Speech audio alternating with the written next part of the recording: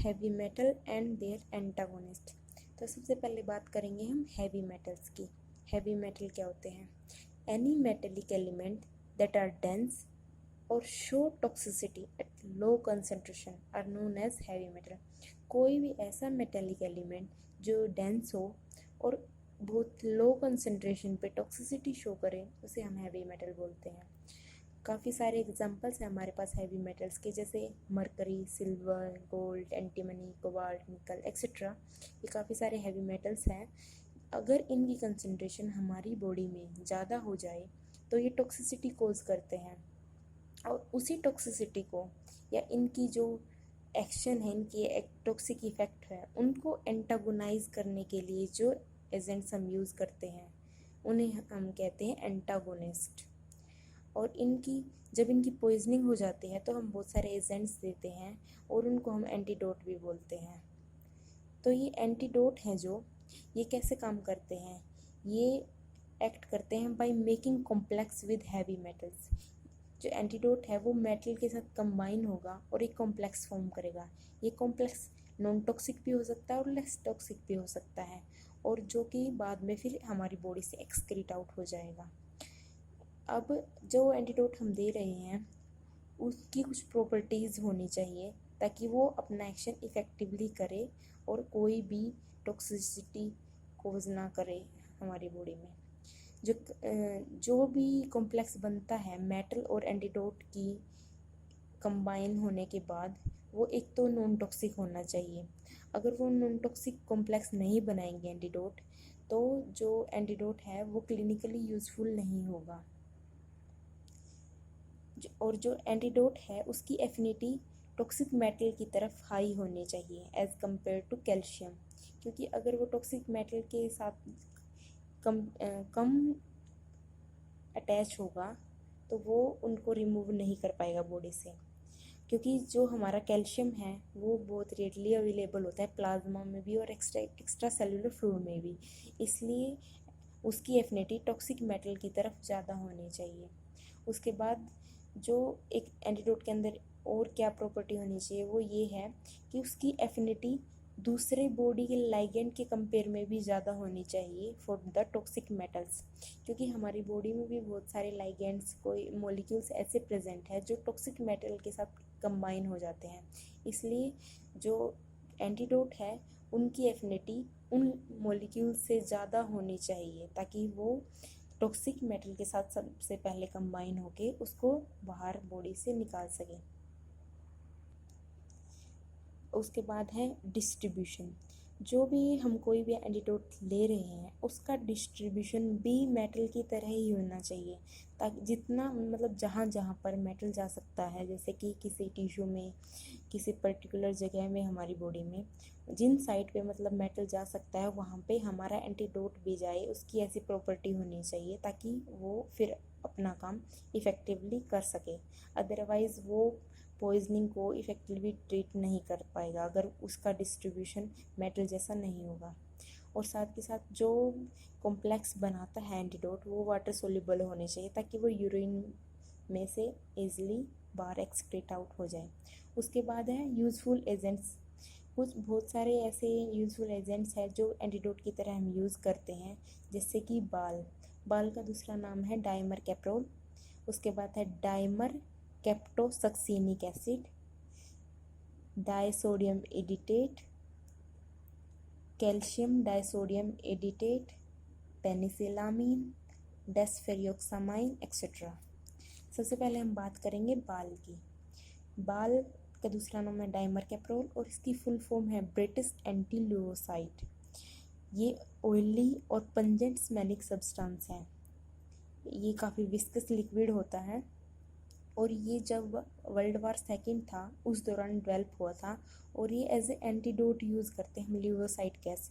जो हमारी लेविसाइड गैस थी उसका एंटीडोट है ये बाल। जो डाइमर कैप्रोल है ये मेटल के साथ कंबाइन होता है। किस तरह से ये इंटरेक्ट करता है अपने एसएच ग्रुप के साथ, सल्फा हाइड्राइल ग्रुप जो डाइमर कैप्रोल के होते हैं उसकी हेल्प से, दो ग्रुप होते हैं उन दोनों की हेल्प से मेटल के साथ इंटरेक्ट करेगा और एक कॉम्प्लेक्स बनाएगा मेटल और डाइमर कैप्रोल का। ये डाइमर कैप्रोल का फॉर्मूला होता है जिसमें 2 SH ग्रुप होते हैं और ये दोनों ही मेटल के साथ इंटरेक्ट करके एक कॉम्प्लेक्स बनाते हैं। फिर इसके यूजेस, जो डाइमर कैप्रोल है वो किस किस में यूज़ होता है। जो डाइमर कैप्रोल है वो आर्सेनिक, मरकरी, गोल्ड, बिस्मथ, निकल और एंटीमनी इन सब की पॉइजनिंग में यूज़ होता है। हम इसे इंट्रामस्कुलर रूट से देते हैं। और साथ के साथ एक सबसे इम्पोर्टेंट चीज़ जो है, जब हम डाइमर कैप्रोल देते हैं, इसकी थेरेपी देते हैं डाइमर कैप्रोल की, उस दौरान हमें कुछ एल्कलाइन सब्सटेंस भी देने पड़ते हैं जो यूरिन को एल्कलाइज्ड कर दें, क्योंकि जो हमारा डाइमर कैप्रोल और मेटल का कॉम्प्लेक्स होता है वो एसिडिक यूरिन में बहुत जल्दी डिसोशिएट होता है। इसलिए हमें यूरिन को एल्कलाइज्ड कर देते हैं ताकि वो मेटल और डाइमर कैप्रोल का जो कॉम्प्लेक्स है वो डिसोशिएट ना हो और जो रिलीज मेटल है वो किडनी को डैमेज ना करे। उसके बाद है कैल्शियम डाइसोडियम एडिटेट। ये डाइसोडियम एडिटेट का चिलेट है। अगर हम डाइसोडियम एडिटेट के साथ कैल्शियम को ऐड कर दे तो हमारा बनता है कैल्शियम डाइसोडियम एडिटेट। ये इसकी एफिनिटी होती है lead, zinc, cadmium, manganese, copper और कुछ और रेडियो एक्टिव मेटल्स हैं जिनकी तरफ इनकी हाई एफिनिटी होती है और उनकी पॉइजनिंग को ट्रीट करने के लिए यूज़ किया जाता है। इसका जो इंट्रामस्कुलर इंजेक्शन है वो काफ़ी पेनफुल होता है, इसलिए हम इसको IV रूट से देते हैं, इंट्रावीनस रूट से देते हैं। इसके यूजेस क्या है, ये लेड की पॉइजनिंग के लिए यूज़ किया जाता है। साथ के साथ ये आयरन, जिंक, कॉपर, मैग्नीज और कुछ रेडियो एक्टिव मेटल्स हैं उनके लिए भी काफ़ी यूज़फुल है। उसके बाद है पेनिसिलामीन। पेनिसिलामीन हमें मिलता है पेनिसिलिन से। जब पेनिसिलिन को हम डिग्रेड करते हैं तो उससे एक डिग्रेडेशन प्रोडक्ट मिलता है, उसका नाम है पेनिसिलामीन। अगर इसे हम केमिकली देखें तो ये है डाईमिथाइल सिस्टीन। ये क्या करता है, बहुत सेलेक्टिवली कॉम्प्लेक्स बनाता है किसके साथ, कॉपर, मरकरी, लेड और जिंक के साथ। इसलिए इसको हम इन मेटल्स की पॉइजनिंग को ट्रीट करने के लिए यूज़ करते हैं। इसकी काफ़ी ज़्यादा हाई एफिनिटी थी कॉपर के लिए, इसलिए इसको 1956 में विल्सन डिजीज़ को ट्रीट करने के लिए यूज़ किया गया था। इसके यूजेस क्या है, इसको विल्सन डिजीज़ को ट्रीट करने के लिए यूज़ किया जाता है।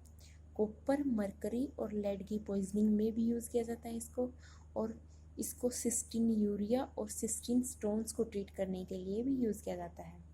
उसके बाद है डेस्फेरियोक्सामीन। डेस्फेरियोक्सामीन क्या है, ये ऐसा कंपाउंड है जिसकी काफ़ी हाई एफिनिटी होती है आयरन के लिए। ये हमें कहाँ से मिलता है, सबसे पहले एक्टिनोमाइसिटीज जो माइक्रो ऑर्गेनिज्म होते हैं उनसे हमें मिलता है फेरियोक्सामीन। फेरियोक्सामीन एक long chain iron containing complex है। ऐसा कॉम्प्लेक्स है जिसके अंदर आयरन प्रेजेंट होता है, और अगर इस कॉम्प्लेक्स से फेरियोक्सामाइन से हम अगर आयरन को रिमूव करते तो उससे मिलता हमें डेस्फेरियोक्सामीन, जिसकी काफ़ी हाई एफिनिटी होती है आयरन के साथ। जो हमारा डेस्फेरियोक्सामीन है वो क्या करता है, वो जो फेरिक फॉर्म होती है ना आयरन की, उसके साथ कंबाइन करता है, मतलब Fe3 पॉजिटिव, और उससे क्या, इसके साथ जब कंबाइन होगा तो ये एक नॉन टॉक्सिक कॉम्प्लेक्स बनाएगा जो कि यूरिन की हेल्प से एक्सक्रीट आउट हो जाता है हमारी बॉडी में से। और जो डेस्फेरियोक्सामीन है ये जो लूजली बाउंड आयरन होता है ना उसको भी रिमूव करता है हमारी बॉडी से, जैसे कि हेमियोसिड्रिन और फेरिटिन में जो आयरन प्रेजेंट होता है वो काफ़ी लूजली बाउंड होता है और उसमें से भी ये डेस्फेरियोक्सामीन रिमूव कर देता है आयरन को। पर ये जो साइटोक्रोम और हीमोग्लोबिन है उसमें से आयरन रिमूव नहीं करता, क्योंकि इनके अंदर जो आयरन प्रेजेंट होता है वो काफ़ी टाइटली बाउंड होता है, इसलिए डेस्फेरियोक्सामीन इनमें से आयरन रिमूव नहीं कर पाता। इसके यूजेस क्या है, ये एक्यूट आयरन पॉइजनिंग के लिए यूज़ किया जाता है। मतलब जब हमारी बॉडी में अगर आयरन की थोड़ी बहुत पॉइजनिंग हो जाती है, थोड़ी बहुत कंसंट्रेशन ज़्यादा हो जाती है, तो उस दौरान हम इसको यूज़ करते हैं ताकि आयरन की पॉइजनिंग को हम ट्रीट कर सकें। Thank you.